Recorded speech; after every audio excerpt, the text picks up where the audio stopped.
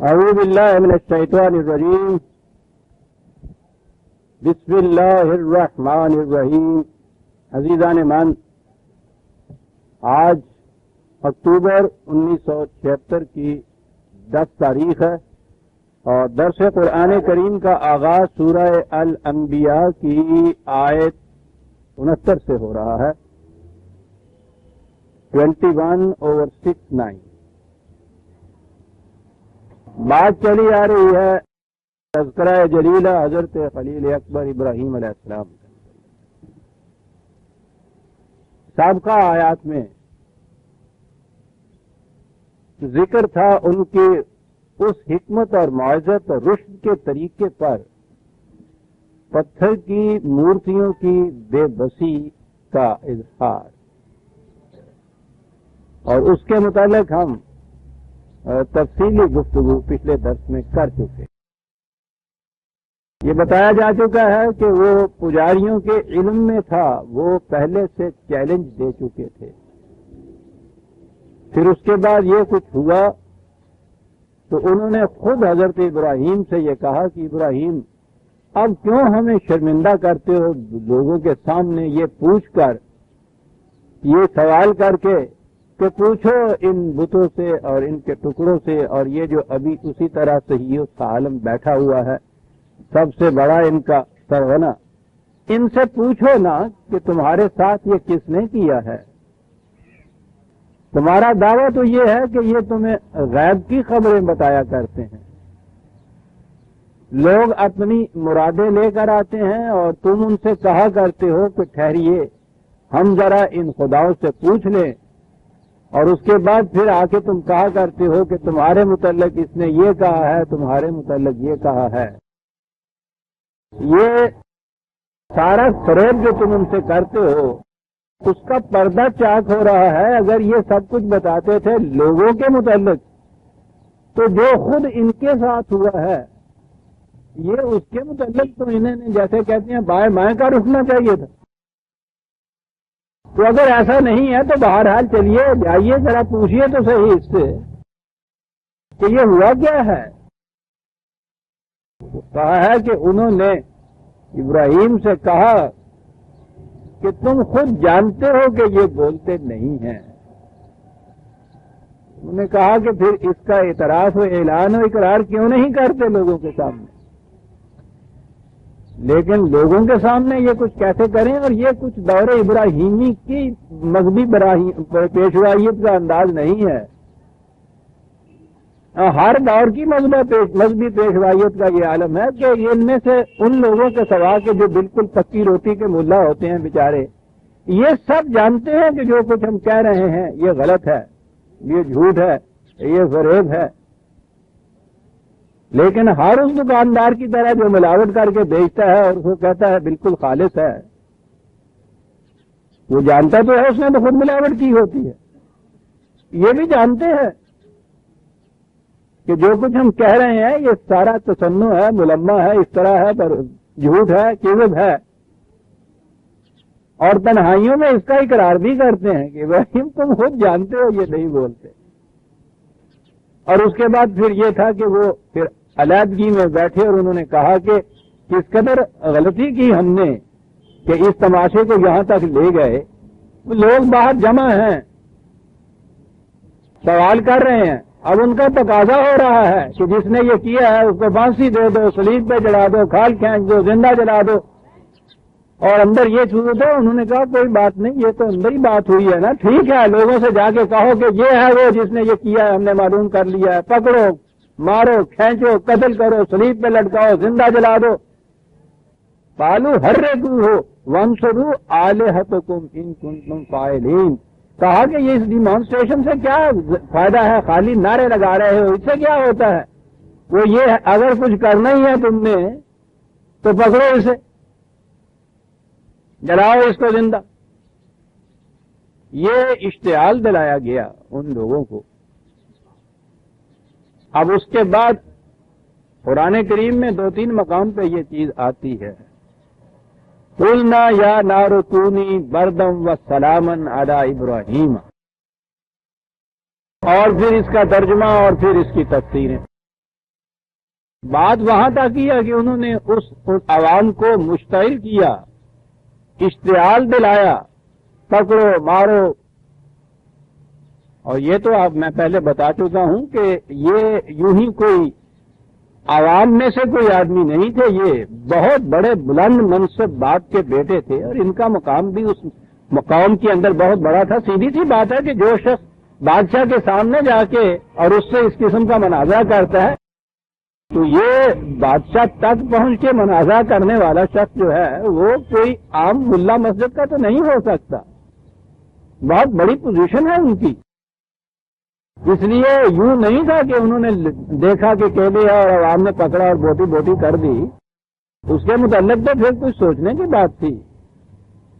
تو قرآن کریم میں یہ جو چیز آئی، عام ترجمہ اس کا کیا کہ ہم نے کہا اس آگ سے کہ تو ٹھنڈی ہو جا سلامتی والی ابراہیم کے اوپر. یہ ترجمے تو بہرحال ہمارے ہاں بعد میں ہوئے، پہلے تو اس کی تفسیریں آئیں، تفسیریں بھی بعد میں آئیں، پہلے اس کے لیے روایات وضع ہوئیں. اب وہ زیب داستان کے لیے جو بڑھایا جاتا ہے لطف پیدا کرنے کے لیے، وہ جو میں نے آپ کو ایک دفعہ سنایا تھا لطف بڑھ جاتا ہے. میں نے بتایا تھا نا کہ یہ دلی میں مولانا ناصر علی آجوری کے ساتھ واقع ہے. ہمارے ہاں کے بہت بڑے دو مولوی مناظر تھے، وہ ایک ان میں سے اکثر اپنے یہاں مناظرے میں شعر بہت پڑھا کرتے تھے. تو وہ انہوں نے وہیں سے وہ آئے، مناظرہ نہیں تھا بلکہ بہت بڑی چستہ محفل تھی جامعہ ملیہ کہ اس میں انہوں نے وہ حالی کا پڑھا، اور پڑھا اس طرح کہ وہ تھا یہ تھا سب کو پہلا کتاب خدا کا، ایسے ہی وہ پڑھا کرتے تھے. تو مولانا نے آتے ہوئے تنہائی میں الگ ہم ساتھ تھے تو ان سے کہا کہ مولانا میرا خیال یہ ہے کہ آپ اپنی تقریر تو آپ کی بڑی سستہ ہوتی ہے، اس میں آپ شعر نہ پڑھا کریں کہ اس میں ذرا، اور پھر یہ اہل زبان ہوتے ہیں تو ان کے سامنے یہ تھا سب کو پہلا جو کہا جائے، ورنہ وہ تو اصل تلفظ تو سبق ہے نا، سبق تھا یہ پہلا کتاب خدا کا. تو ان سے کہا تھا کہ یہ تھا سب کو پہلا. تو انہوں نے کہا کہ مولانا نہ پڑھا کریں. تو ساتھ دوسرے تھے انہی جیسے ایک اور بڑے بلند مرتبہ مولوی صاحب، وہ بھی مناسب تھے، کہنے لگے جی نہیں شعروں سے لطف بڑھ جاتا ہے. تو مولانا نے کہا پھر دونوں مل کے پڑھا کریں. مولانا کی تو یہ بڑی شگفتہ ہوتی ہے، دونوں مل کے پڑھا کریں. اور وہاں سے بات چلی تھی کہ ہاں سر بڑھا بھی دیتے ہیں کچھ زیب داستان. خوب بات، ذرا سی بات تھی، اندیشہ عجم نے جسے بڑھا دیا ہے فقط زیب داستان کے لیے. ابراہیم علیہ السلام کو آگ میں ڈالنا ہے. روایات اب آ رہی ہے 40 دن تک ساری قوم لکڑیاں اکٹھی کرتی رہی، یہ احادیث میں ہے اور ہر تفسیر میں آپ کو یہ ملے گا. انہیں جلانے کے لیے 40 دن تک وہ قوم لکڑیاں اکٹھی کرتی رہی. کتنے میل لمبا، کتنے میل چوڑا، کتنے میل اونچا. پھر وہ انبار اکٹھا کیا لکڑیوں کا، اس کے گرد 4 دیواری بنائی کہ کہیں نکل کے بھاگ نہ جائے. اب وہ لکڑیاں جو چل رہی ہیں ٹوئے والی، آگ لگاتے ہیں آگ نہیں لگتی، بڑی مشکل پڑی. لگتی تو ہے لیکن وہ بھڑکتی نہیں، اور جب تک آگ بھڑکے نہیں تو اس میں کس کو ڈالا جائے. ناکام ہو گئے، سمجھ میں بات نہ کچھ آئی. جنگل سے یہ ایک گرگٹ آیا، اکردہ جن کہنے. گرگٹ نے آ کے وہ آپ نے دیکھا اس کا گلفڑے اس کے وہ کولا کرتے ہیں، جس طرح کلیگار اپنی توکنی ٹوکتا ہے نا وہ کولا کرتے ہیں. گرگٹ آیا جنگل سے، انہیں کیا پچھاں ہٹس، اور اس نے آ کے آگ میں دھونکنی پھونکی اپنی، اور آگ کے شعلے بھڑک اٹھے. اس لیے بخاری شریف میں ہے حضور نے فرمایا کہ یہ گرگٹ جہاں کہیں بھی تمہیں ملے اسے مار دیا کرو. اس نے تمہارے جد امجد کے اوپر وہ آگ کو بھڑکایا تھا، یعنی وہ کسی ایک گرگٹ نے اس زمانے میں بھڑکایا، اور قیامت تک جو گرگٹ کی نسل ہے اس سے بدلہ لیا کرو تم اس کو۔ تو گرگٹ نے آ کے پھونکا اسے تو آگ کے شعلے اگے۔ اب آگ کے شعلے آسمان تک بھڑک اٹھے، دیواریں بھی ادھر ادھر وہ چن دی تھی، چار دیواری بنائی تھی سب۔ سمجھ میں نہ آئے کہ ابراہیم علیہ السلام کو اس کو آگ میں ڈالیں کیسے، دیواروں بھی اونچی چن بیٹھے۔ تو شیطان نے آ کے انہیں ایک منجنیق بنا کے دی۔ وہ منجنیق اس زمانے کی، جیسے یہ کرین ہوتے ہیں نا، وہ اس پہلے زمانے میں جنگ کے زمانے میں اس قسم کی وہ بناتے تھے، تو وہ دور سے اس میں سے جیسے پھینکتے ہیں کسی چیز کو تو وہ پھینکا جاتا تھا۔ وہ تو پہلے منجنیق بنانا جو تھا، اس موقع پہ شیطان نے آ کے ایک منجنیق بنا کے ان کو دی، اور پھر اس منجنیق میں رکھ کے ابراہیم کو علیہ السلام، اور پھر وہ اوپر سے دور سے اس کے اندر ڈالا۔ 40 دن تک وہ اس آگ کے اندر رہے اور آگ گلزار بن گئی، اور پھر حضرت ابراہیم علیہ السلام وہاں سے نکل کے فلسطین کی طرف چلے گئے۔ یہ ساری تفصیل آپ کو احادیث کی روح سے تفاسیر میں آئی، تفاسیر میں یہ چیز آئی تو اس کا پھر آپ کے ہاں ترجمہ یہ ہوا، ترجمے سے آپ نے یہ پڑھا کہ آگ ٹھنڈی ہو گئی، تفسیر آپ کو یہ معلوم ہوئی۔ اور ساتھ ہی اس کے اگلا فکرہ ہے جسے اگلی آیت کہتے ہیں، وہی ہے کہ وہ ارادو بہی قیدن فجعلناہم الاخسرین۔ پہلا تو لفظی ارادو ہے کہ انہوں نے ارادہ کیا ایک بات کا، وہی ہے۔ سارے قرآن کریم میں کہیں نہیں ہے انہوں نے ابراہیم کو آگ میں ڈالا، جہاں بھی یہ ذکر آیا ہے وہاں ارادو والی بات، انہوں نے ارادہ کیا کہ وہ کیا تھا ارادہ، وہ تم ابھی عرض کرتا ہوں، فجعلناہم الاخسرین، اور وہ ہم نے ان کا جو ارادہ تھا اس کو ناکام بنا دیا، سرے نہیں چڑھا۔ ارادہ کس چیز کا کہا؟ لفظ قیدن وہاں رکھا ہے۔ مکر اور قید دونوں عربی زبان کے لفظ ہیں، عام طور پر ان کے اندر فرق کیا جاتا ہے۔ قید اس تدبیر کو کہتے ہیں جو خفیہ طور پر کسی کے خلاف کچھ کی جائے، خاص طور پہ کسی کے خلاف جنگ کرنے کی جو تدبیر ہوتی ہے وہ تو بڑی خفیہ رکھی جاتی ہے، یہ اس کے لیے بھی یہ لفظ آتا ہے۔ تو دو لفظ اس میں آ گیا، پہلے تو آ گیا ارادو، انہوں نے ارادہ کیا، ارادہ بھی خفیہ کیا، اور خفیہ ارادہ یا تدبیر جو بھی تھی زبان کے اعتبار سے بھی قیدن میں جنگ کا تصور آتا ہے۔ اب اپنے ہاں ذرا یہ نار تو ہوئی عربی زبان کا لفظ، یہ آتش انتقام، غصے کی آگ، حسد کی آگ، یہ روز بھڑکتی ہے یا نہیں آپ کی زبانوں میں؟ خود جسے آپ اشتعال دلانا کہتے ہیں، شعلہ تو اس کا خود مادہ ہے۔ شعلے بھڑکانا اور اشتعال دلانا تو روز آپ بولتے ہیں۔ یہ جو اشتعال دلاتے ہیں آپ تقریروں میں، تو کیا وہاں وہ آپ عوام کے سروں پہ مٹی کا تیل ڈال کے ماتھے سے کھا دیا کرتے ہیں؟ وہ نظر آتا ہے، کالو ارک ونسروہ میں نظر آتا ہے کہ اشتعال دلا رہے تھے، عوام کو اشتعال دلا رہے تھے، اندر کوئی خفیہ تدبیر کر رہے تھے۔ اب اس تدبیر کے اندر کیا کچھ ہو رہا تھا قرآن نے اس کی تفصیل نہیں کی، قید کا لفظ اس نے بتا دیا، اور وہ بھی ارادو ہے کہ اس کے متعلق کچھ ارادے باندھ رہے تھے، وہ سوچ رہے تھے کہ کچھ ایسا کیا جائے، خفیہ طور پہ سوچ رہے تھے۔ اور اس میں یہ بھی ہو سکتا ہے کہ وہ جسے جنگ کہا گیا ہے کہ ہو سکتا ہے کہ اس کے والد یا ان کے ہاں کا وہ کنبہ یا ان کے ہاں کے ساتھی جو ہیں، اعتقادات کے اختلاف کے باوجود جب اگر ایسی صورت پیدا ہو تو وہ اٹھ کھڑے ہوں۔ وہ ساری چیزیں ان کے سامنے تھی، اور مسئلہ اتنا اہم تھا کہ وہ خفیہ طور پر کچھ اس کے متعلق ارادے کر رہے تھے۔ یہ اہمیت نظر آ رہی ہے کہ کتنی بڑی تھی۔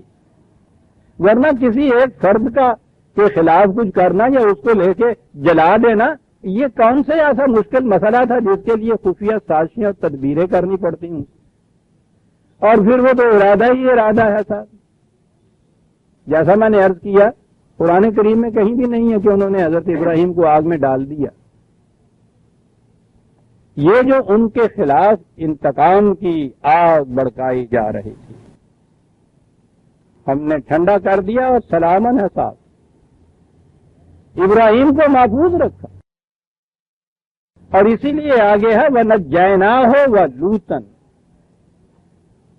نجات کے معنی کسی عذاب میں ڈال کر وہاں سے نکالنا ہی نہیں، بلکہ کسی کو اس سے محفوظ رکھنا، شروع سے محفوظ رکھنا، یہ معنی اس کے بھی ہوتے، محفوظ ہی رکھنا اس سے. حضرت نوح علیہ السلام کے طوفان کے ذکر کے اندر یہ چیز آئی ہے کہ ان کو تو غرق کر دیا، اور نوح اور ان کے ساتھیوں کو ہم نے نجانا، محفوظ رکھا اس سے. یہ نہیں کہ وہ بھی ڈوب گئے تھے، ڈبکیاں کھا رہے تھے، ان کو پکڑ کے ہم نے نکال لیا. سرے سے کسی کو محفوظ رکھنا، اس کے لیے لفظ آتا ہے. اور پھر یہاں دوسری بات ہے، حضرت ابراہیم علیہ السلام کو تو ہوا کہ آگ میں ڈال دیا، جانا وہاں سے نکال دیا، وہ لوطن ساتھ ان کے بھتیجے کا بھی ذکر آ رہا ہے. اس زمانے میں ابھی نبوت سے سرفراز نہیں ہوئے تھے حضرت لوط علیہ السلام. یہ حضرت ابراہیم علیہ السلام کے کہا جاتا ہے کہ یہ بھائی بھتیجے تھے اور یہ ان پہ ایمان لائے ہوئے. وہ نظر آیا کہ یہ بھی ممتاز شخصیت تھے. تو یہ صرف نجانا ابراہیم کے لیے ہی نہیں ہے، وہ لوطن بھی ہے.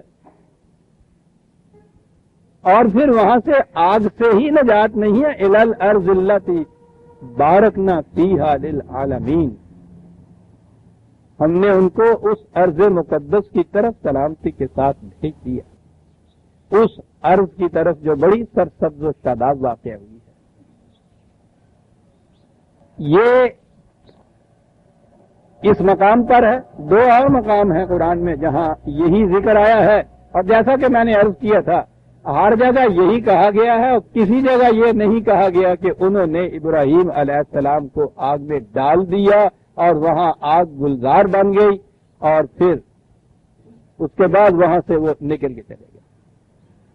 انہوں نے اگر کچھ ان کے خلاف کرنا ہی تھا تو چلیے، آگ گلزار بن گئی، اس نے نہیں جلایا تو ان کو مار دینے کا کوئی اور طریقہ ان کے ذہن میں نہیں آ رہا تھا. یہ دیکھتے رہے 40 دن تک وہ آگ میں رہے، جل نہیں رہے ہیں،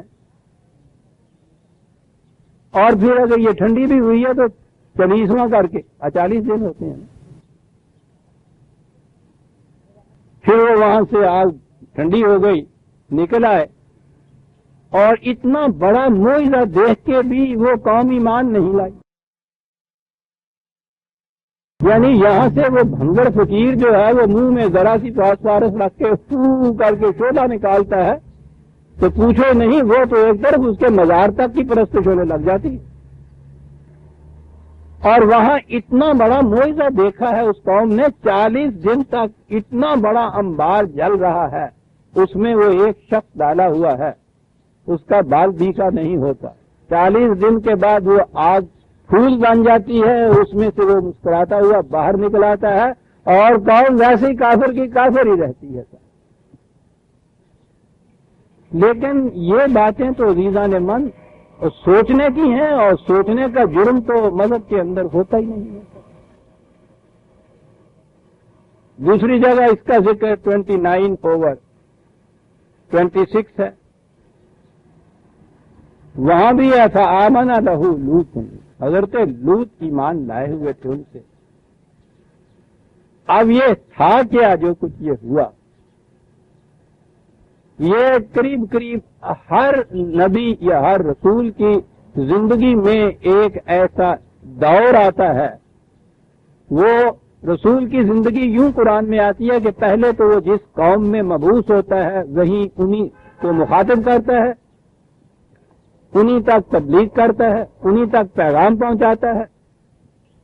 پھر وہ دیکھتا ہے کہ ری ایکشن اور رد عمل کیا ہے. ان میں سے ایسے جوہر کے جن کے دلوں میں صداقت کے لیے تڑپ ہوتی ہے، وہ اس حقیقت کو پا لیتے ہیں اور اس کے ساتھ ہو جاتے ہیں. لیکن ہر مقام پہ قرآن نے دکھایا یہ ہے کہ یہ پروسیس، یہ طریق بڑا ہی سست راہ ہوتا ہے، بہت آہستہ آہستہ یہ چیز کنورشن کی ہوتی ہے، مخالفت بہت تیز ہو جاتی ہے. ایک وقت کے بعد جب وہ نبی یہ دیکھتا ہے، یاد رکھیے یہ اسکیپزم نہیں ہے، یہ فرار نہیں ہے، یہ ہجرت کے متعلق جو عام طور پہ ہمارے ہاں یہ تصور ہے، اور پھر جب ہمارے ہی ہاں ہے تو پھر مغرب کے جتنے بھی آپ کے ہاں کہ یہ قرآن کو بھی ٹرانسلیٹ کرنے والے یا آپ کی تاریخیں لکھنے والے ہیں، وہ ہجرت جو ہے ان کے نزدیک وہ اپنی جان بچا کر ایک جگہ سے دوسری جگہ بھاگ جانے کے تصور میں دیا جاتا ہے. اسکیپزم کہتے ہیں، مائیگریشن کہتے ہیں.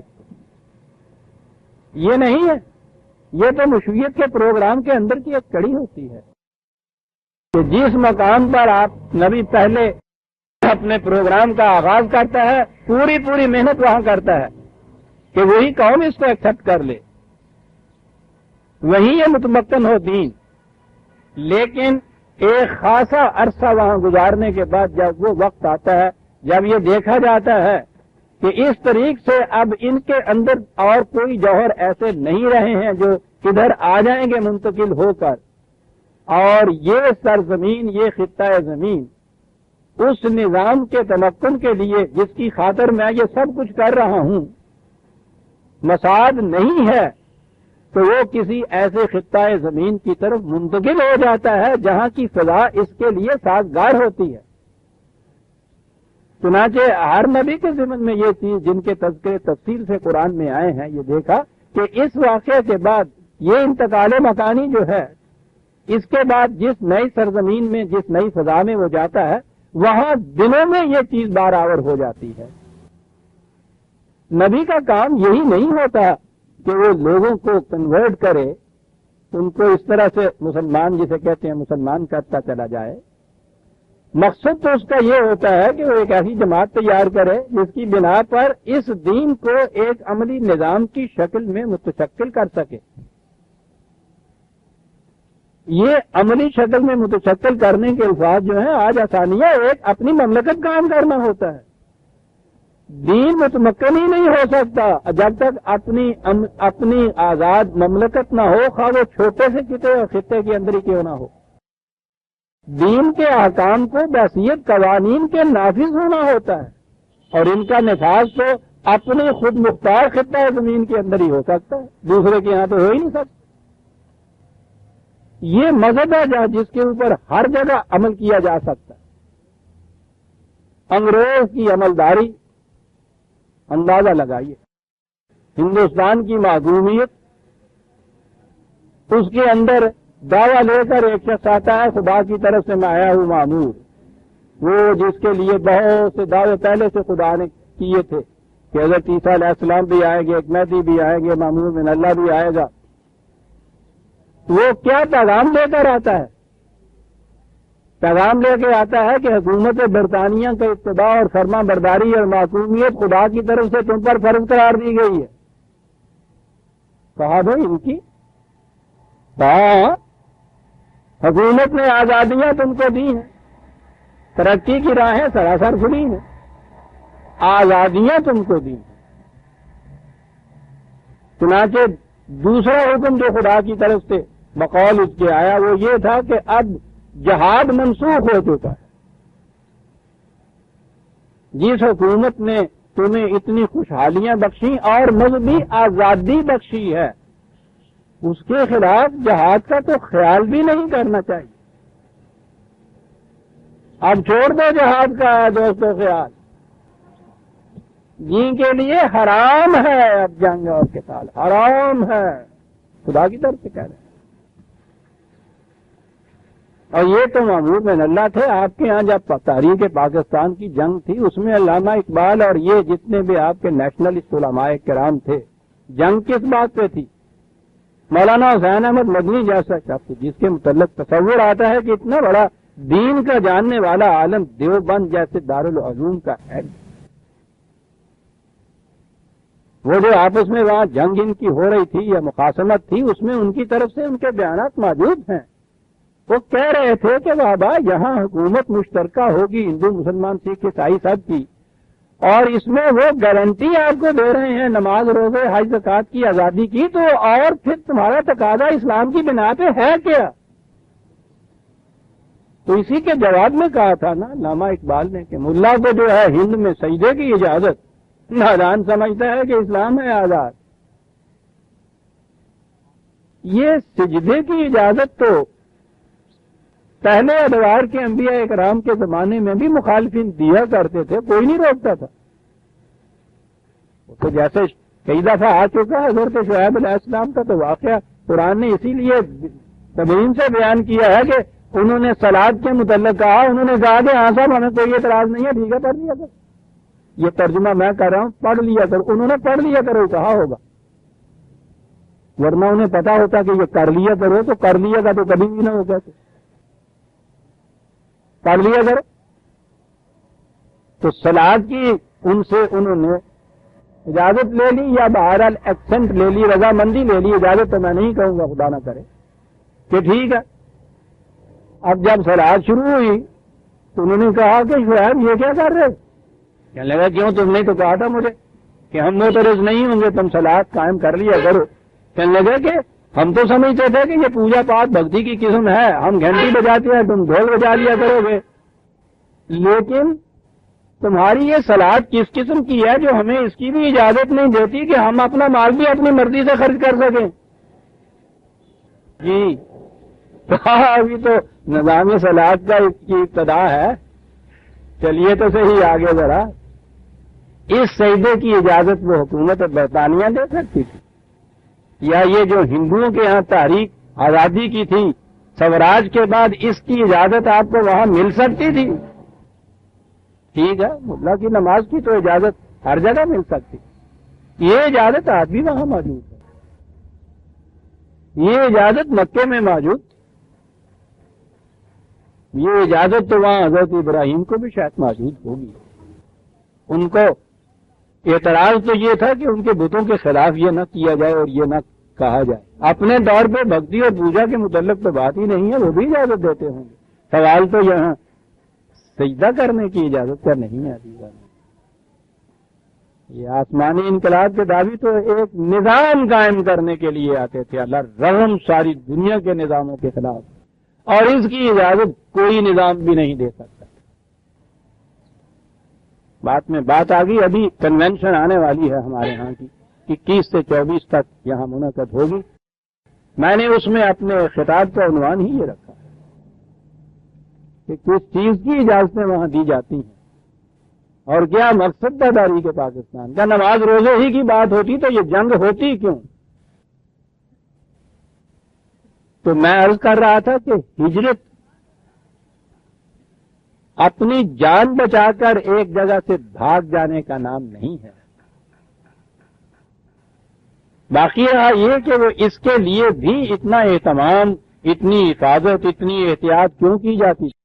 اس لیے کہ یہ لوگ جانتے تھے کہ انہوں نے دوسرے مقام پر جا کے اگر اس قسم کا نظام قائم کر لیا اور اس کے درخشندہ نتائج سامنے آئے تو یہ ہمارا سارا معاشرہ، اس کا نظام ڈھیر ہو کے رہ جائے گا. یہی نہیں کہ وہ اپنے ہاں اسے قائم نہیں کر دینا چاہتے تھے، وہ چاہتے ہی نہیں تھے کہ کسی اور جگہ بھی قائم ہو. اور یہ واقعہ ہے کہ اگر اسلام بحیثیت دین کے آج بھی عزیزان من دنیا میں کسی ایک چھوٹے سے خطے کے اندر بھی متمکن ہو جائے، آپ دیکھیے کہ یہ ساری ازم کس طرح سے راکھ کا ڈھیر ہو کے رہ جاتی ہیں. انسان تو تڑپ رہا ہے اس نظام کے لیے. کیپیٹلزم آپ کے یہاں کا فیل ہوا، ان میں تڑپ پیدا ہوئی. کوئی مسئلہ، حالانکہ وہ مسئلہ حیوانی سطح کا ہے، صرف روٹی کا، یہ بھی حل نہیں کر سکا یہ نظام. تو انہوں نے پھر یہ نیا نظام ایک لایا، کمیونزم یا اشتراکیت یا سوشلزم. اس قدر اس کے لیے ڈھنڈورا پیٹا گیا، آسمان تک غلغلہ بلند ہوا. اب اس کے بعد اس کی ناکامی کے بعد اب تیسرا ایک نظام جو ہے اس کی تلاش ہو رہی ہے. اب تھرڈ ورلڈ کے اندر ایک تیسرا نظام قائم کرنے کے لیے سوچا جا رہا ہے. تو اگر یہ نظام کہیں قائم ہو جائے چھوٹے سے خطے میں بھی کہ جہاں انسانیت کو کچلنے کے بغیر انسانوں کی ضروریات زندگی پوری ہوتی چلی جائے، کون سی دنیا ہے جو کھنچ کے نہیں آئے گی؟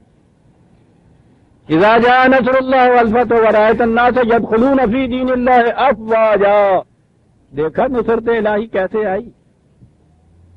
نصرت ہوتی ہے یہ برسات کے زمانے کی، جب بارش ہوتی ہے تو ہر جگہ سے سبزی پیدا ہو جاتی ہے، اسے نصرت کہتے ہیں۔ دیکھا یہ ہمارے صحابہ کرم کے چینٹے، یوں یہ سرسبز و ساداب ہوئے اور برگوبار لائے کہ دنیا فوج در فوج اس نظام کی طرف چلے آ رہی ہے، چلی آ رہی ہے۔ یہ جو کہا جا رہا ہے کہ اس کے بعد بھی صاحب جنگیں لڑنی پڑی ان لوگوں کو، اور پھر وہ آپ کا پہلے ابتدان وضعی روایتیں، پھر یورپ کا پروپیگنڈا، کہ یہ اس مسلمان کرنے کے لیے، اسلام پھیلانے کے لیے یہ جنگیں ہو رہی تھی، یہ سب کچھ ہو رہا تھا۔ یہ تلوار کے زور پہ تو کوئی نظام نہ متمکن ہو سکتا ہے، نہ برقرار رکھا جا سکتا ہے۔ پھیلانے کا کیا معنی؟ یہ جنگ تو صرف وہ جو متخالف گروہ تھے جو اس کو یہاں بھی قائم نہیں رہنے دینا چاہتے تھے، عرب کے اندر بھی، یہ ان کی سرکشی کو کچلنے کے لیے جنگیں لڑنی پڑی تھی، وہاں جا کے مسلمان کرنے کے لیے جنگیں نہیں لڑنی پڑی تھی۔ آ گئے تھے ہجرت کر کے مدینے میں، قصہ ختم ہو جانا چاہیے تھا۔ قریش کو اب اس پہ کیا اعتراض ہو سکتا ہے؟ اس زمانے کا مدینہ 300 میل، آج کے 3000 میل سے بھی دور ہے، چاند پہ جانا آسان ہے، اس زمانے میں مکے سے مدینے پہنچنا کتنا دشوار ہوگا۔ وہاں سے یہ آ گئے اور کوئی اشتعال کی بات نہیں، کوئی ان کی مخالفت نہیں، مخاصمت نہیں، کچھ نہیں، آرام سے یہاں بیٹھ گئے۔ کبھی سوچنے کی بات ہے عزیزان نمان، ان خطوط پہ کوئی تاریخ ہی نہیں آپ کی لکھی گئی کہ یہ پھر کیا تھا کہ یہ پورے اپنی پوری قوت کے ساتھ 300 میل کا فاصلہ طے کر کے مدینے میں چڑھائی کرنے آ گئے دوسرے ہی سال۔ کیا بات؟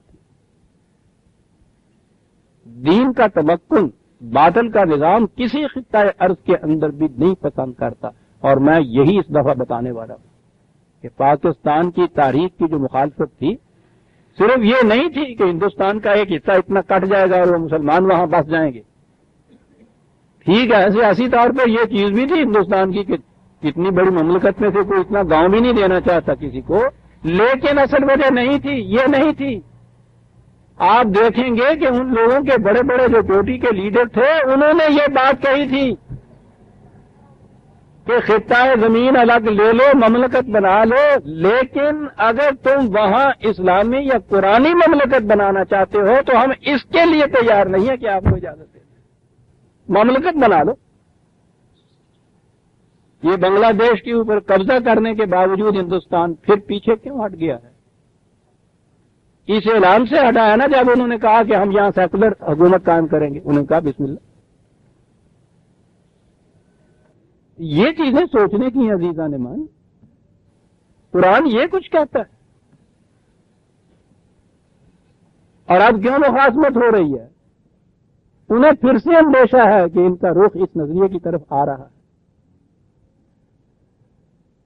یہی 71 کی جنگ کے بعد جسے آپ کہتے ہیں کہ وہ خوشی تھی، میں نے کہا ہے نا کہ وہ انڈیا نے تو قبضہ کر لیا ہوا تھا، ان کی خوشی ہے، اعلان ہے اندرا گاندھی کا پارلیمان کے اندر کہ یہ ٹھیک ہے کہ ہم نے وہ فتح کر لیا ہے، لیکن یہ فتح ہماری فوج کی فتح نہیں، ہمارے ملک کی فتح نہیں، ایک سلطنت کی دوسری سلطنت کے خلاف فتح نہیں، یہ فتح ہے پاکستان کی تاریخ کے باطل نظریے کے خلاف ہمارے نظریے کی بلندی کی فتح ہے۔ یہ کوئی برداشت کر سکتا ہے اس کو، خواہ وہ کسی خطہ زمین میں کیوں نہ ہو؟ پاکستان کے خطہ زمین میں بھی قرآنی نظام کی کیوں نہ بات ہو، رشیا بھی مخالفت کرے گا، امریکہ بھی مخالفت کرے گا، سارا یورپ مخالفت کرے گا، بھارت مخالفت کرے گا، یہاں اندر میں بسنے والے مسلمان جن کے سینے میں آتش حسد ابھی تک ٹھنڈی نہیں ہوئی وہ بھی مخالفت کریں گے۔ اسلامی قانون بناتے چلے جاؤ، جمعے کے دن کی چھٹی ہونی چاہیے، پینٹ اور کوٹ کی بجائے شیروانی اور کرتا اور وہ شلوار پہننی چاہیے، مناؤ، یہ تو انڈیا میں بھی مسلمانوں کو اجازت ہے اس کی. کیا کہتے تھے ہجرت کرنے والے؟ وہ جتنی میں نے اس وقت تفصیل کہی ہے عزیزہ نے مان، وہ تو 2 لفظوں میں آ جاتی ہے.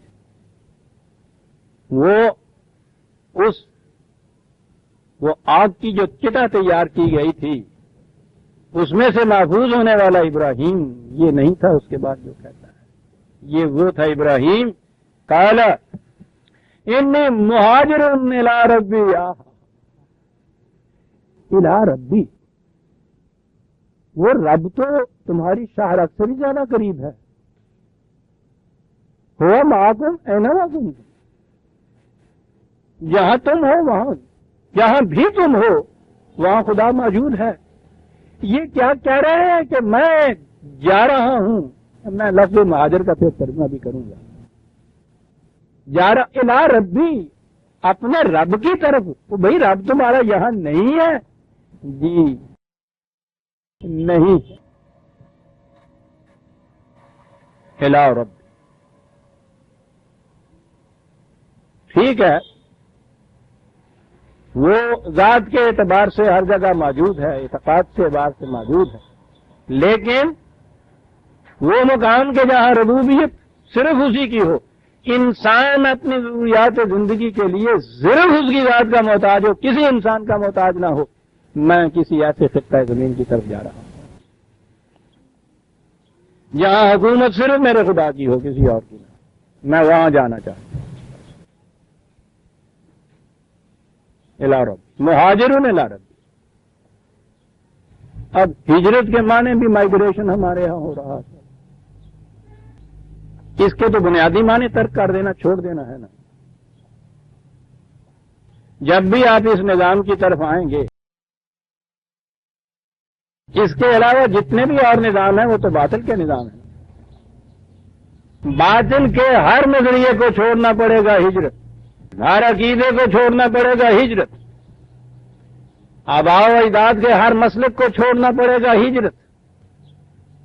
اس کی خاطر جتنے بھی باطل نظام کی طرف سے نہایت پرکشش آپ کے لیے مناصب اور دولت اور مال اور منال اور عزت اور تکریم کے ذرائع ہوں گے، چھوڑنا پڑے گا ہجرت. اور جب آخر میں یہ دیکھا جائے کہ اس کے بجائے کوئی دوسرا خطہ زمین ہے جہاں اس نظام کے قیام کے امکانات زیادہ روشن ہیں، اس وطن کو چھوڑ دینا یہ بھی ہجرت. ہجرت یہاں کے شروع سے نہیں ہوتی، یہ ایک خاص واقعہ کا بیان نہیں ہے، یہ تو ایک پروسیس چلا آ رہا ہے جس کی ایک کڑی جو ہے وہ یہ بھی ہے. اور اس کے لیے خاص اس لیے اس کی اہمیت بتائی گئی کہ انسان اتنا کچھ ترقی کرنے کے باوجود اس کے پاؤں میں جو زنجیریں پڑی ہوئی ہیں وہ وطن کی زنجیریں آج اتنی بڑی سخت ہیں زنجیریں، اور کچھ چھوڑ بھی دیتا ہے انسان، اس کو چھوڑنے کے لیے تیار نہیں ہوتا.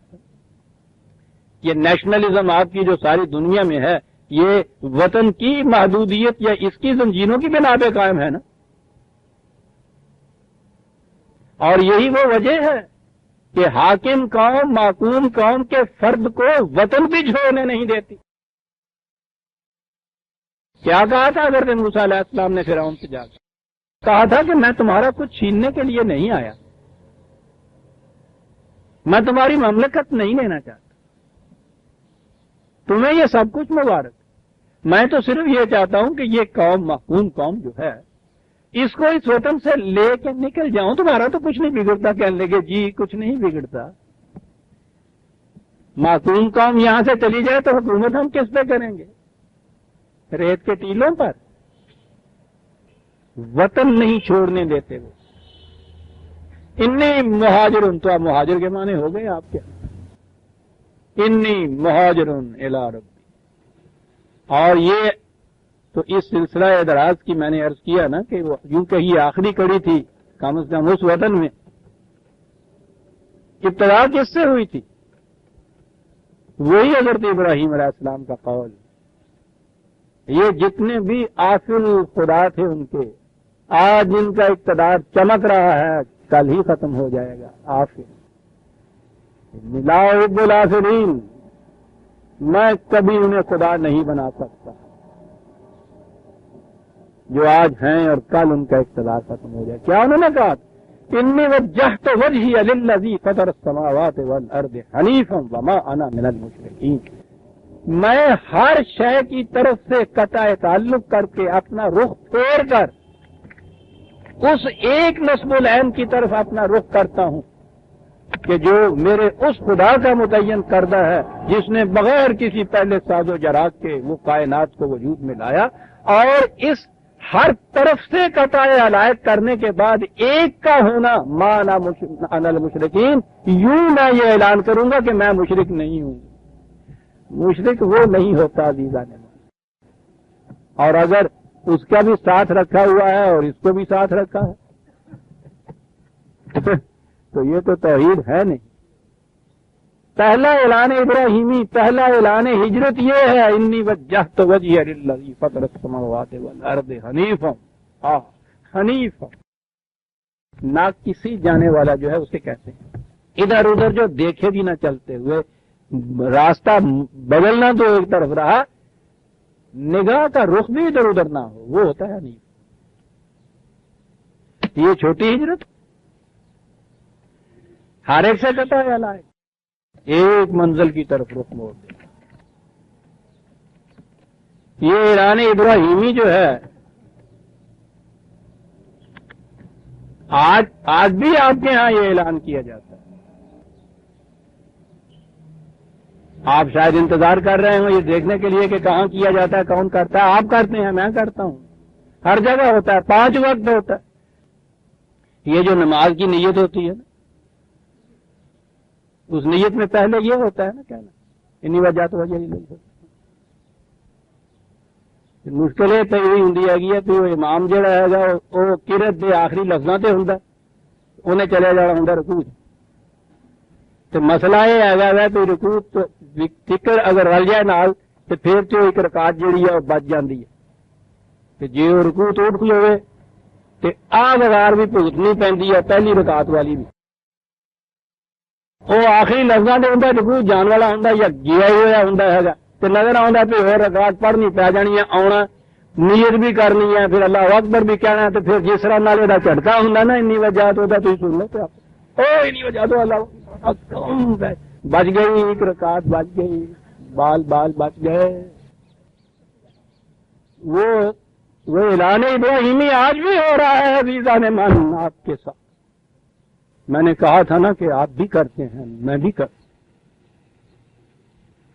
دل ہے مسلمان لو سنبھالو تم اپنے تخت و تاج اور مناصب اور یہ بت کرے.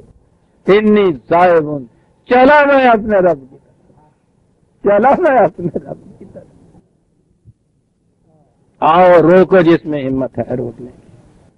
چلا میں اپنے رب کی طرف. الی ربی سیہدین، چلا ہوں اس بھروسے پہ کہ راستہ سیدھا وہ دکھاتا جائے گا مجھے.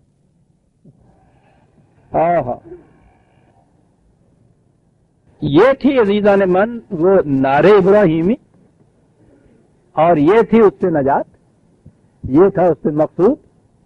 اور یوں حضرت ابراہیم علیہ السلام اب اس خطہ سے منتقل ہو کے چلے گئے اس سرزمین کی طرف بارکنا فیہا للعالمین.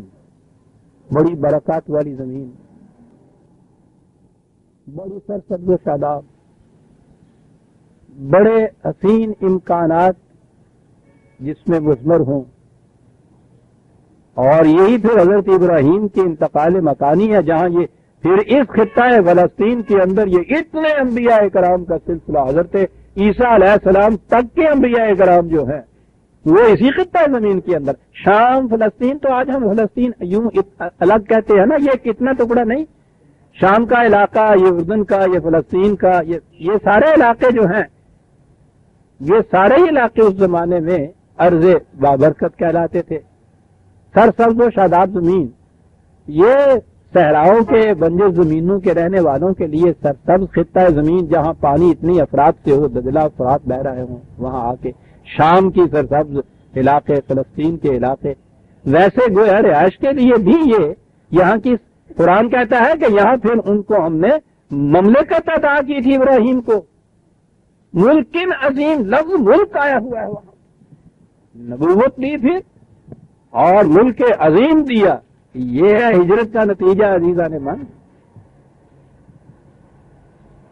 وَوَهَبْنَا لَهُ إِسْحَاقَ وَيَعْقُوبَ نَافِلَةً، وہاں پھر اولاد دی، اسحاق جیسا بیٹا، اس کا پھر آگے بیٹا یعقوب جیسا نسل ابراہیمی. اور وہ صرف طبی طور پہ ہی یہ بیٹے یا پوتے نہیں ہوئے.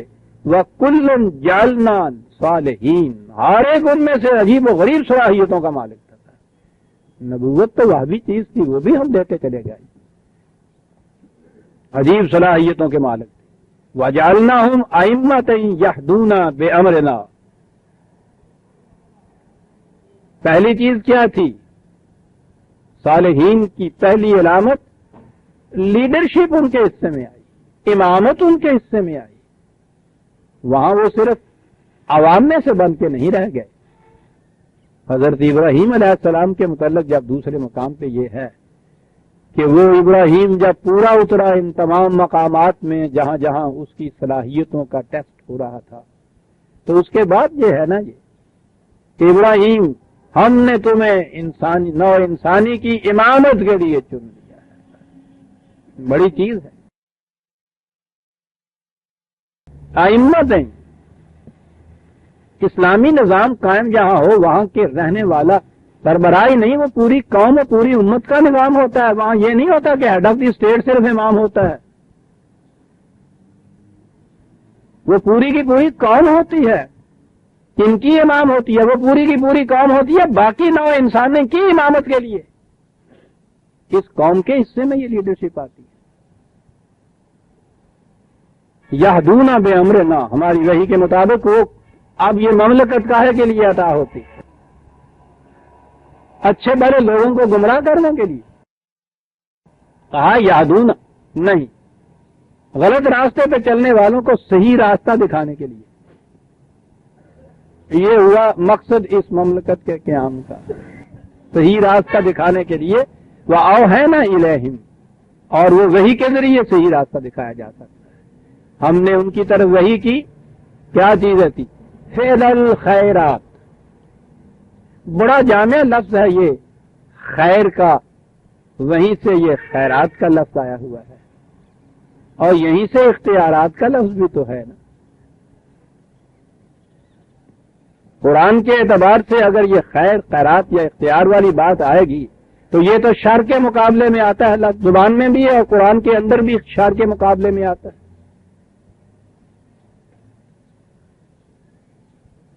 وَمَن يَعْمَلْ مِثْقَالَ ذَرَّةٍ خَيْرًا يَرَهُ وَمَن يَعْمَلْ مِثْقَالَ ذَرَّةٍ شَرًّا يَرَهُ، تو یہ شر کے مقابلے میں خیر آتا ہے. تو یہ امر خیر جو ہے وہ ہوا شر کے مقابلے میں ایول، جس کا ترجمہ کیا جاتا ہے ایول کے خلاف.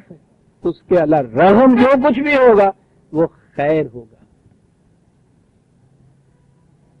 اور اختیارات میں نے کہا اسی مادے سے ہیں. اس مملکت کو اختیارات بھی اسی لیے دیے جاتے ہیں کہ یہ شر کو روکے خیر کو پھیلائے. بڑی جامع چیز ہوگی. ہوا یہ اوہینا، یہ نہیں کہ خود ہی جسے تم خیر سمجھ لو. جیسا کہ شاید میں نے پہلے بھی کیا تھا، وہ پنجابی میں آ کے تو ذرا یہ چیزیں موٹی موٹی سی ہو جاتی ہیں نا. ایک بڑی کھردری قسم کی قوم ہے. یہ خیر جو اسی میں خیر آ گیا نا، پانی کڑی فقیر خیر، یہ خیر ہے ہوئی قوم بھیک منگوں کی. اور فعل الخیرات کے معنی آٹے کی چٹکی وہ پا دیں. تیسرے کمرے چ پھر نانی اما کی آواز آئی ہے. ہوں تازیاں روٹیاں جو نا پی رات کی پی ہوئی ہے وہ ٹکر پاس ہو. عزیزان من، جو مانگنے کے لیے جاتا ہے بیگرز آر ناٹ چوزرز، ان میں تو اختیار ہوتا ہی نہیں ہے. وہ تو خیر کو پہلے پیچھے چھوڑ کے آتے ہیں جب جھولی پھیلاتے ہیں. تو ٹھیک جی روح تئی فرشتے ایو جے خیر منگن والے، وہ جے خیر پاؤن والے. اور اے ترجمہ اور اے تصور ہو گیا خیر دا ہن تواڈے فعل الخیرات. اور خیر سے آگے اگر ذرا آپ نے اس کو حسین نبوی زبان میں ہوتا تو وہ تو خیرات ہے نا، پھر خیرات کے کام. اور خیرات آپ کو پتا ہے اس کا ترجمہ چیریٹی. چل بھائی بھیک مانگوں گی کون؟ یعنی یہ اختیارات جو تھے وہ ختم ہوا قصہ.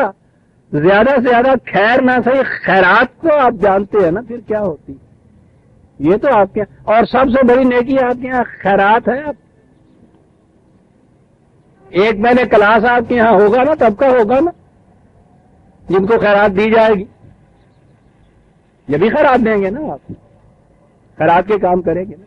تو مستقل طور پہ آپ کے ہاں اب نظام یہ ہوا کہ ایک پوری کی پورا طبقہ ایسا ہو جو صبح کو اٹھ کے خیر منگیا کرے، اور دوسرا طبقہ ایسا ہو جہاں وہ خیر پا دیا کرے یا خیرات کے کام جو ہیں ان کو کیا کرے. اور خیرات کا کام کرنے والا محلے کا چودھری، معاف رکھیے گا میں کسی کا نام نہیں لیتا خواہ وہ عابد ٹیڑھی کیوں نہ ہو، یعنی خیراتی اسپتال اور خیراتی دارالعلوم اور خیراتی مکاتب ہو خیرات کے کام. اور اگر وہ مسجد بنا دے تو وہ تو حدیث موجود ہے کہ جس نے جہاں مسجد بنا دی اللہ اس کو موتیوں کا گھر جنت میں بنا کے دے گا.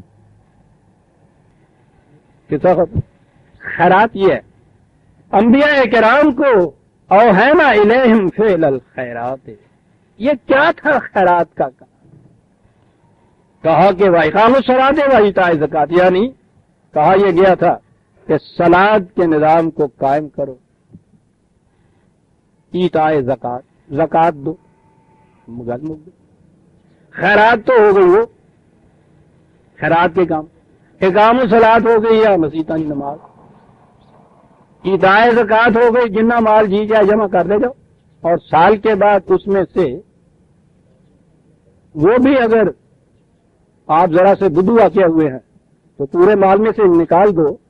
ورنہ جس فقہ کی کتابوں میں یہ لکھا ہے نا کتنا کتنا نکالنا چاہیے، اس کے آخر میں ایک ضمیمہ ہوتا ہے، اسے کتاب الحیل کہتے ہیں، کہ اس میں سے بچنا کیسے چاہیے. یہ جو آپ کہتے ہیں نا ایویژن آف ٹیکسز، یہ دور حاضر کی اصطلاح نہیں ہے. اگرچہ پیر اعظم جماع لات و منات یہ آپ کے ہاں ان میں یہ ہے کہ اس میں شرط یہ ہے کہ سال تک وہ مال آپ کے قبضے میں رہے. تو اس میں یہ کہ 11ویں مہینے میاں بیوی کو دے دے، بیوی میاں کو دے دے، 12 مہینے ہی نہیں پہن دیں اپنے لیلا کی لاندے آگے ہو. نہ جرم نہ گناہ. یہ فعل الخیرات، یہ اقام صلاۃ، یہ ایتاء زکات. اور آگے ہے وہ کانو لنا عابدین. ہو گیا ترجمہ کہ وہ ہماری پرستش کرتے تھے، ہماری پوجا کیا کرتے تھے. پوجا کا ایک بت بنایا ہوا تھا، وہ ہماری پوجا کیا کرتے تھے. تو یہ ساری چیزیں انبیاء کرام کی ہو گئی نا، حضرت ابراہیم علیہ السلام سے لے کے. اور اس کے بعد قرآن نے کہا کہ ان کے جتنے انبیاء ہوئے یہ تھے جو ہم نے ان کو وحی کے ذریعے سے حکم دیا تھا کہ خیر خیرات بانٹا کرو، نماز پڑھا کرو، زکوٰۃ مہینے سال کے بعد دے دیا کرو. اس میں یہ 11ویں مہینے والی بات نہ کیا کرو اور ہماری پرستش کیا کرو. یہ اس کے لیے ہجرت کی کیا ضرورت، اور الگ تمکن کی اور ملک عظیم کی اور ان چیزوں کی کیا ضرورت. آج ہندوستان جیسے بدترین قوم کی بدترین غلامی کے اندر مسلمان کو بھی ان چیزوں کی اجازت ہے. تو انبیاء کرام کو یہی چیزیں تھیں جو وحی کے ذریعے سے کہی جاتی تھی. کتنا بڑا نظام رشد و ہدایت کا عزیزان من.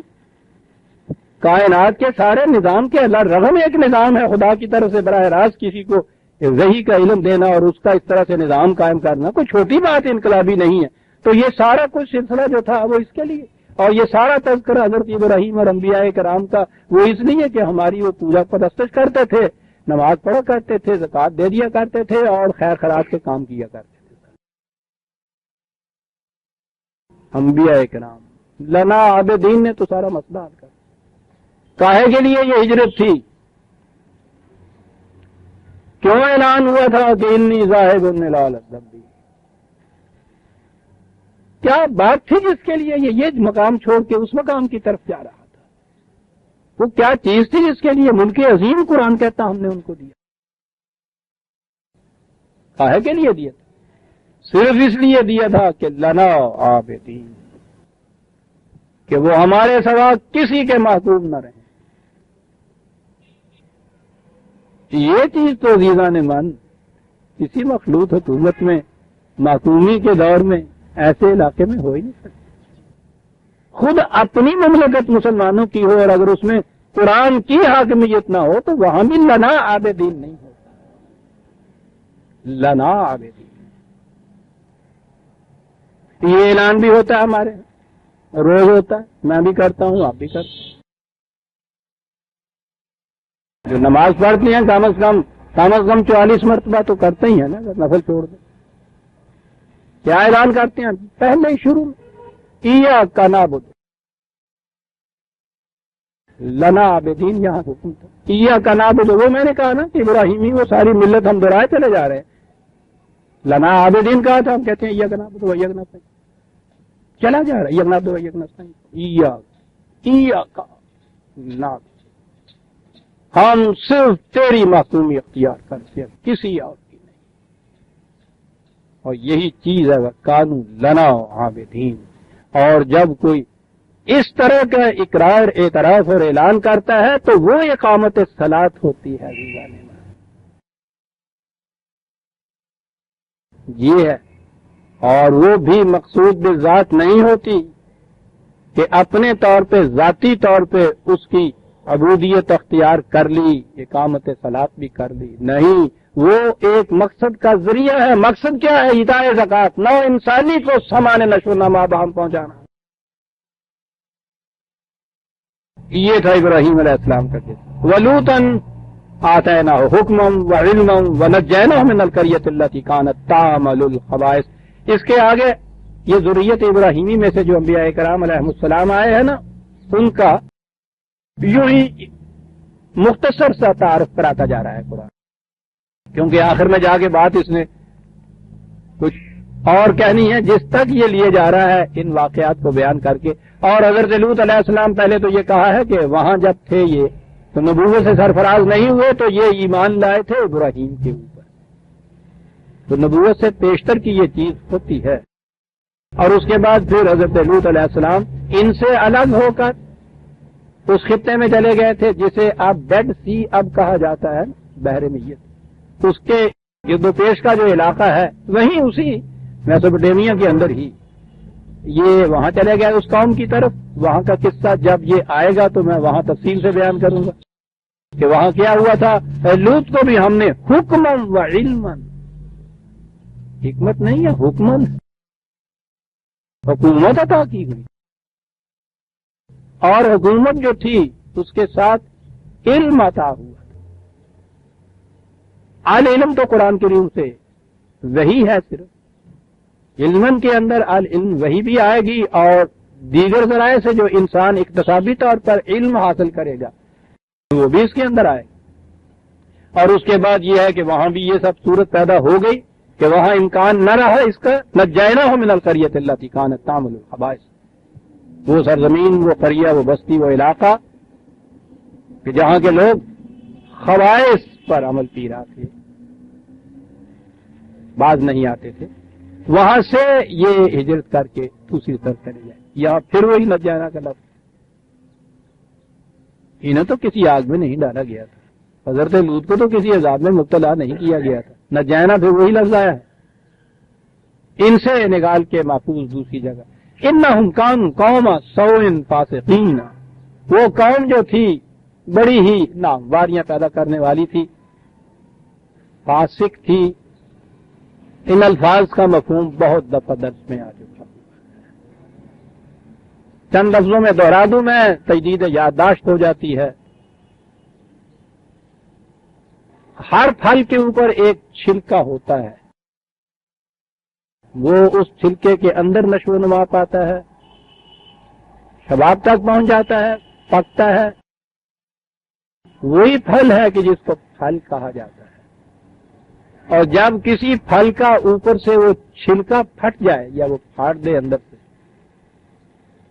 تو پھر وہ شاخ کے ساتھ رہنے کے باوجود گل سڑ تو جاتا ہے، پکتا نہیں ہے. انسانی ذات کی صلاحیت کے لیے ایک پیٹرن تجویز کیا ہے قرآن نے جو پھل کے چھلکے کی حیثیت رکھتا ہے. یہ پیٹرن وہ حدود اللہ ہے، اللہ کی مقرر کی ہوئی حدود، ان کے اندر وہ رہتا ہے تو اس کی صلاحیتیں نشو و نما بھی پاتی ہیں، برگ و بار بھی لگتی ہیں، پکتی بھی ہیں، ثمرے بہشت بن جاتی ہیں پھر وہ. اور اگر وہ نادود کو توڑ کے اس چھلکے کے پیٹرن سے باہر نکل جاتا ہے، بظاہر نظر آتا ہے کہ بڑا زور آور ہے، کیڑے کھا جاتے ہیں، سڑ جاتا ہے، گل جاتا ہے، پکتا نہیں ہے. اور اب ایسے پھل کو جو اپنے اس چھلکے کو توڑ کے ایک طرف کو نکل جائے، اسے فاسق کہا کرتے. اب ہمارے یہاں فسق و فجور جو آپ سمجھتے ہیں، جس کے خلاف ملا نفرت پھیلانا چاہے، جس نے اس سے ایسا تہمت نہ باندھا ہوا ہو، جو وہ سڑی ہوئی مسواک جو مسجد میں رکھی ہوئی ہوتی ہے ایک ہی، وہ ہارے کہا کہ اس سے مسواک کرتا ہے، اس کی بجائے برش کر رہا ہو. فسق و فجور کی یہ ہے نا تنظیم، فسق و فجور.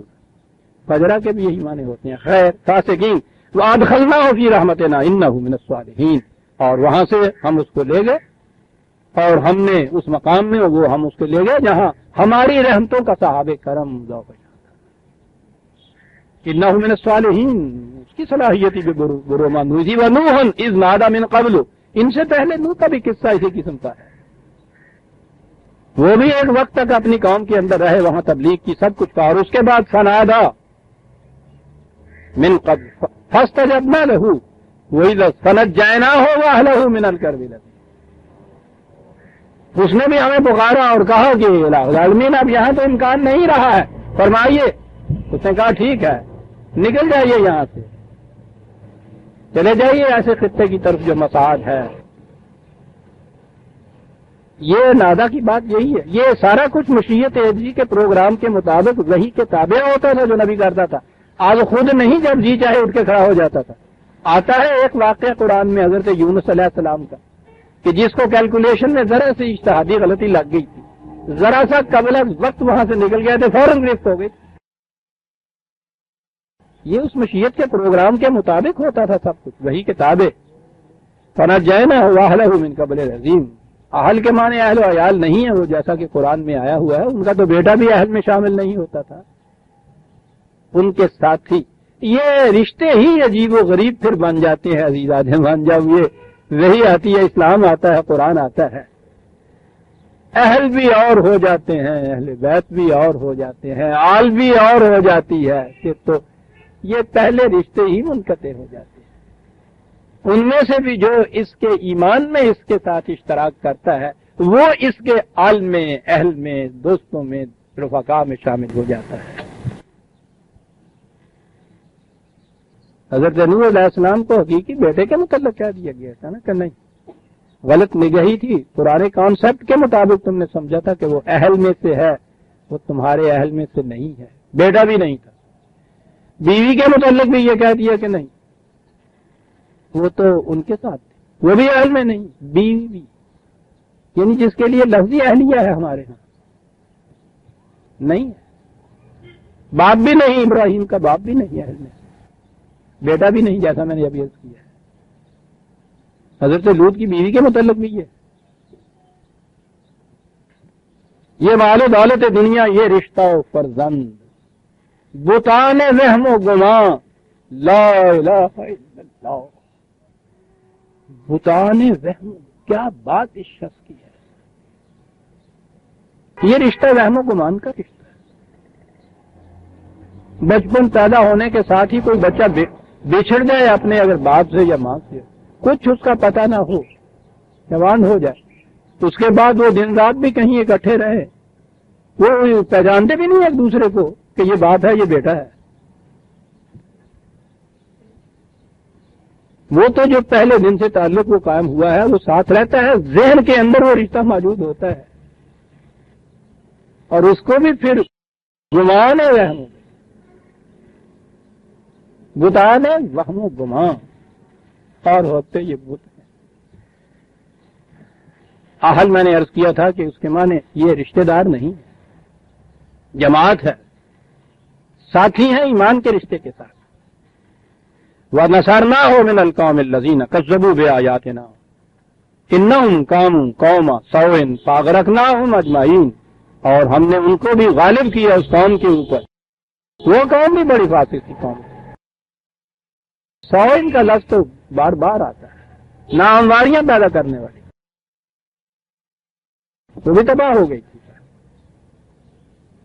یہ سلسلہ دراز آگے بڑھ رہا ہے. حضرت ابراہیم علیہ السلام کے حضرت اسحاق علیہ السلام اور یعقوب علیہ السلام کہا تھا. پھر حضرت یعقوب علیہ السلام کے بعد حضرت یوسف علیہ السلام آئے. وہاں تو ان کا سلسلہ یوں آگے نہیں آ رہا. پھر حضرت موسیٰ علیہ السلام وہ آئے، اسی ذریت کی کڑی کے اندر آتے ہیں. وہاں سے پھر سلسلہ آگے شروع ہوا، اور یہی جن کو انبیاء بنی اسرائیل پھر آگے جا کے یہ کہتے ہیں.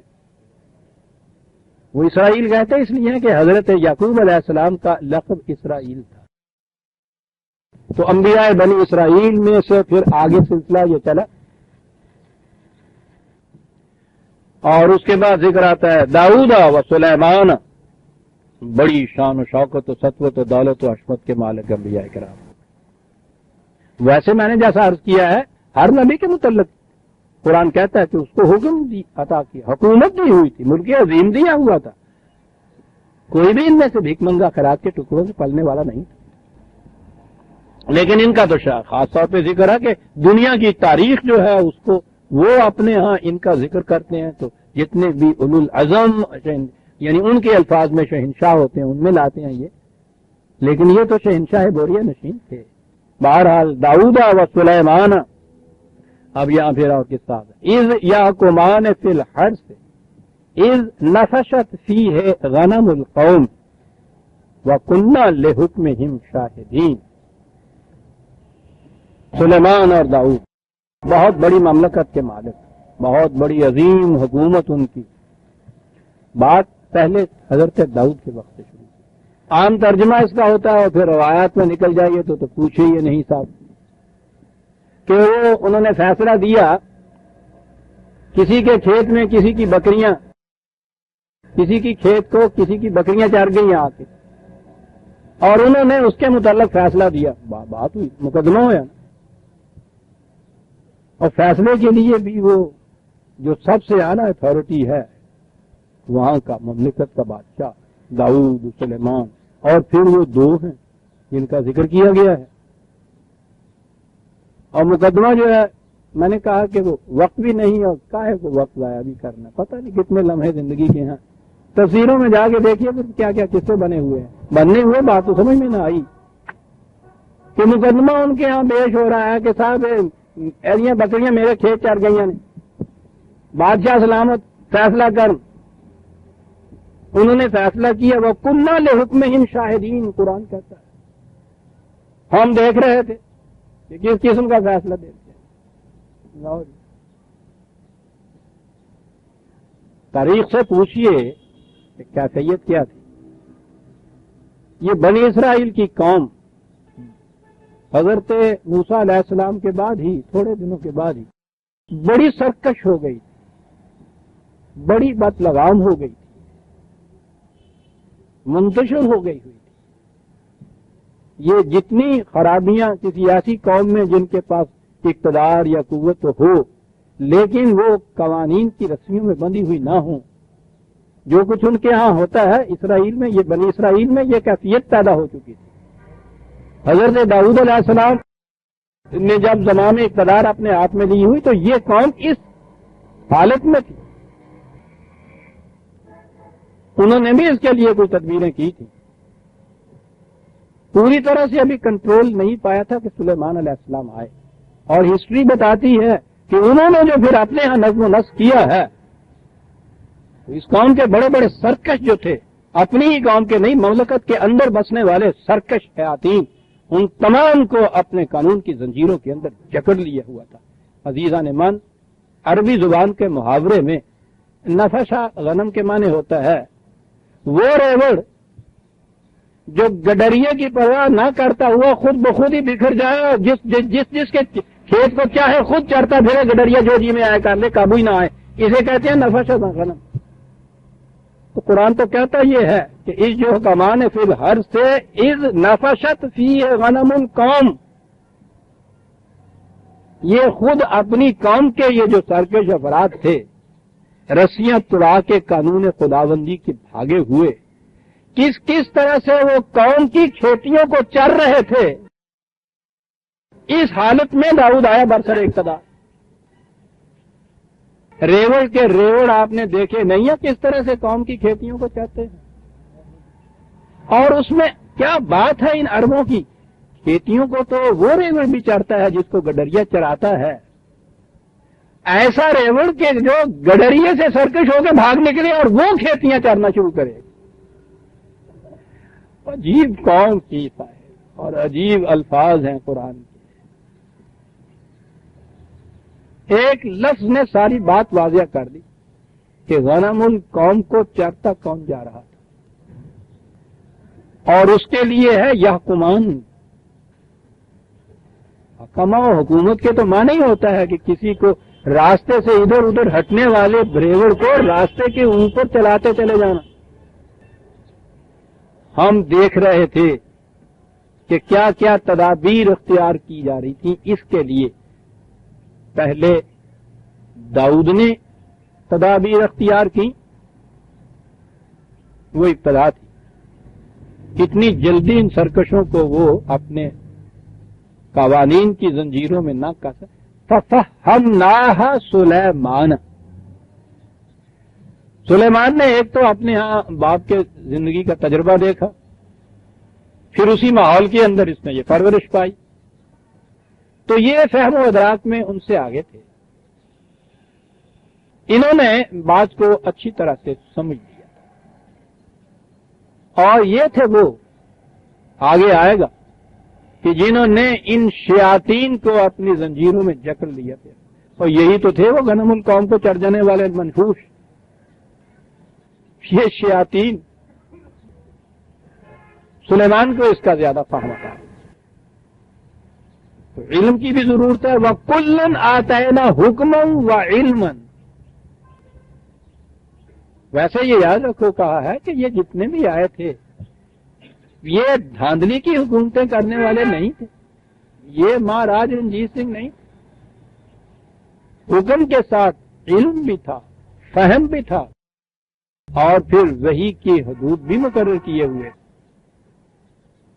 حضرت داؤد کے متعلق ابتدا تھی ابھی، وَسَخَّرْنَا مَعَ دَاؤُودَ الْجِبَالَ يُسَبِّحْنَا وَالطَّيْرَ۔ چلیے تسبیح کا مفہوم ہمارے سامنے کھٹا کھٹ، بس اس کے لیے ایک لفظ پھیرنا جو ہے وہ ہم نے اضافہ کیا۔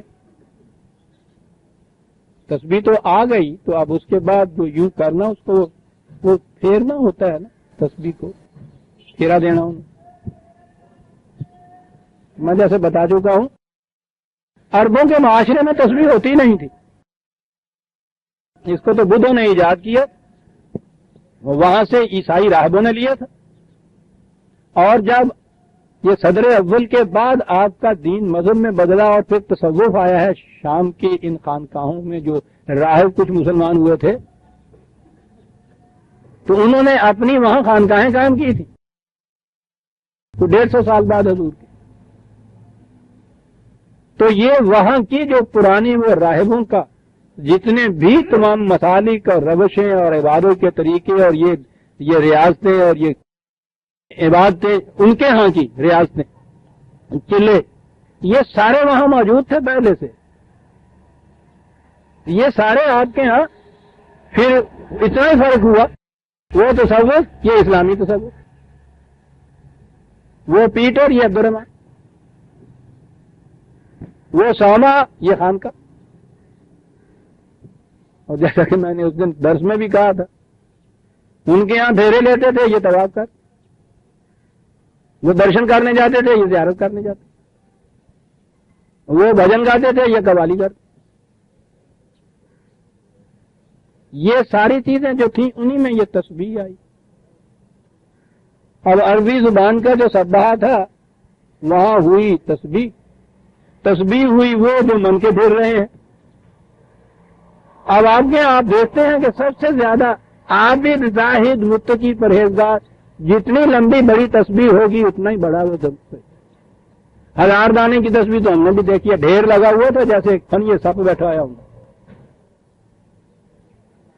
یہ 100 دانے دی نہیں مکتی، 1000 دی کیا. پھر ہم نے دیکھا بیٹھے ہوئے ہیں، ہر قسم کی باتیں بھی ہو رہی ہیں، پھکر تولے جا رہے ہیں، یہ کچھ بھی ہو رہا ہے اور وہاں وہ بھی چل رہا ہے ساتھ اس کے.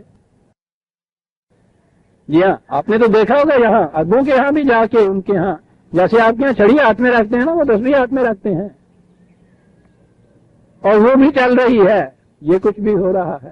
تو بہرحال تسبیح پھیرنا ہو، تسبیح پھیرنا جب آ گیا تو پھر سخرنا مع داؤد الجبال یسبحن والطیر، جبال ہو گئے پہاڑ، طیر ہو گئے پرندے.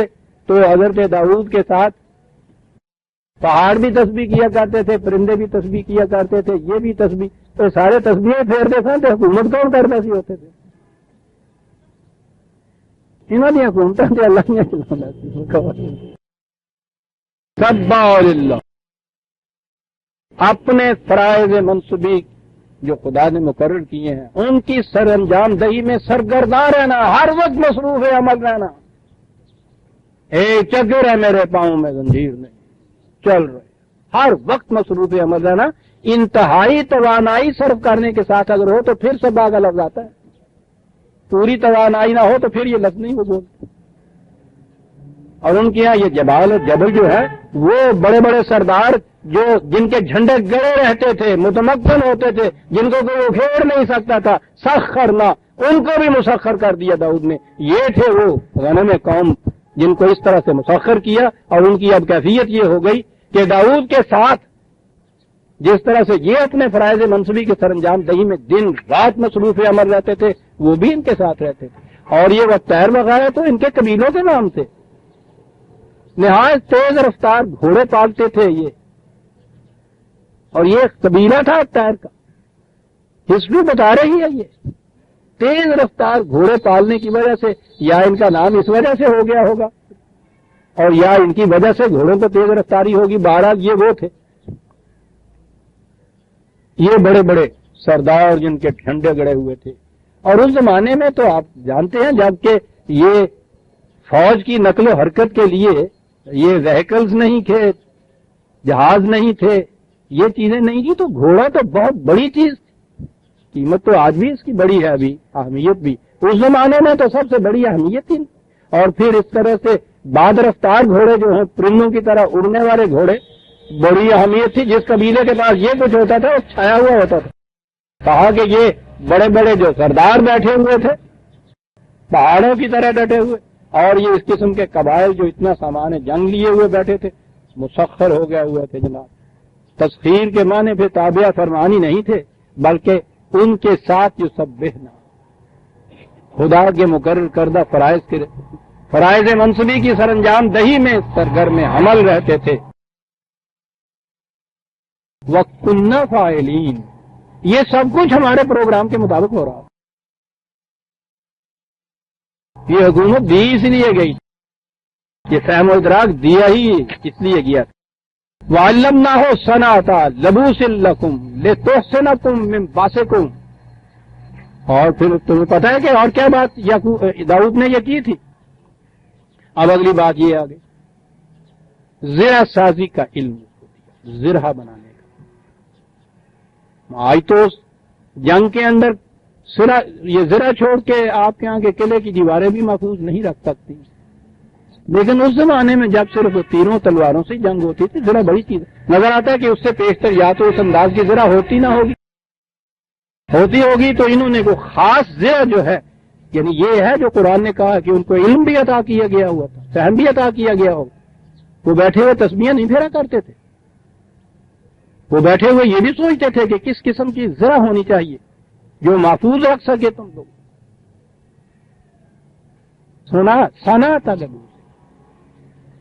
یہ جو ہے اس قسم کی زرہ بختر سازی جو ہے اس کا بھی علم ان کو دیا گیا. دوسری جگہ یہ ہے ہمارے ہاں کہ لوہا ان کے ہاتھ میں نرم ہو جاتا تھا.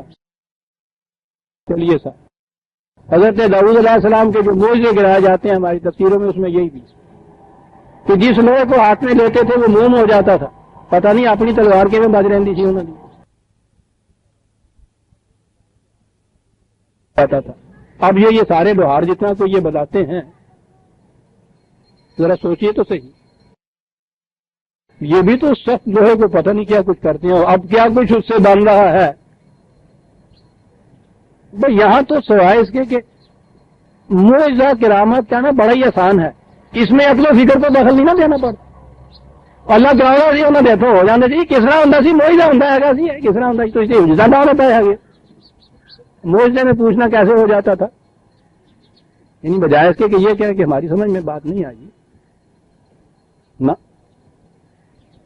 تو یہ بھی ایک معجزہ ان کا گنایا جاتا تھا کہ وہ لوہے کو لیتے تھے تو وہ نرم موم کی طرح ہو جاتا تھا, پھر زرہ بنایا کرتے تھے. اور آگے بڑے صاحب تھے ہمارے ہاں فقر والے بڑے, تو آگے انہوں نے یہ کہا تھا کہ صاحب میں مملکت کے مال سے کچھ نہیں لیا کروں گا, میں فقیرانہ زندگی بسر کروں گا. بھائی پھر روٹی کی تو کھایا کریں گے کہ جی وہ زرہیں بنایا کرتے تھے, ان کو بیچ کے روٹی کھایا کرتے تھے. یعنی اپنی معاش کے لیے تو زرہیں بنا بنا کے بیچ کے روٹی کھاتے تھے. ظاہر ہے کہ سارا دن بناتے ہوں گے بچائے تو اس زمانے میں 2-4 آنے کی وہ بکتی ہوگی. اتنی بڑی مملکت کا بادشاہ جس کے ذمے یہ کچھ لگایا ہوا خدا نے کہ جبال و طیر مسخر کرنے ہیں, اس نے اتنی بڑی مملکت کا انتظام کرنا ہے اس نے. خدا اس پہ شاہد ہے کہ تم کیا کر رہے ہو, وہ یہ اس کے ذمے تھا اور وہ بیٹھا اپنی روٹی کی خاطر زرہ نہیں کنڈیاں ملاؤں پہ رہنا تھی. اور بڑے فخر سے بیان کیا قرآن جی وہ قرآن لکھ کے تو پھر وہ روٹی کماتا تھا, یعنی سارا دن وہ قرآن لکھتا رہتا تھا, رات ساری نماز پڑھتا رہتا تھا. اتائیوں کے بعد سلطنت کا بیڑا گھر کو وہ کوئی اور بتایا کرتے ہیں, پتہ نہیں کون سا علاؤدین خلجی, وہ ٹوپیاں بنایا کرتا تھا.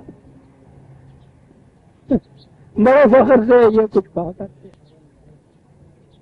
حضرت داؤد علیہ السلام بھی وزیر بنایا کرتے, کہا یہ کچھ تھا جو وہ کرتے تھے. من باسکم, اس قوم بنی اسرائیل سے کہہ رہے ہیں کہ اس قسم کے وہ تمہیں ہم نے حاکم دیے, ایسی مملکت دی, اتنا علم دیا, یہ کچھ تمہارے لیے وہ کچھ تیار کر کے گئے. فحال انتم شاکرون, اس میں بھی شکر گزار نہیں ہوتے. اگر وہ اپنی روٹی کے لیے زرے بنایا کرتے تھے تو ان کو شکر گزار ہونے کی کیا ضرورت تھی سر. فحال انتم شاکرین, یہ کچھ کیا کرتے تھے.